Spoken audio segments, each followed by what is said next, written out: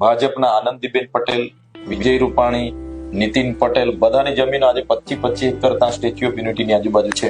અમારા લોકો પરથી 73 ડબલ એની જમીનો લેવામાં આવી, શ્રી સરકાર કરી લીધી અને એ જ જમીનો પર ભાજપના આનંદીબેન પટેલ, વિજય રૂપાણી, નીતિન પટેલ બધાની જમીનો આજે 25-25 એકર ત્યાં સ્ટેચ્યુ ઓફ યુનિટીની આજુબાજુ છે.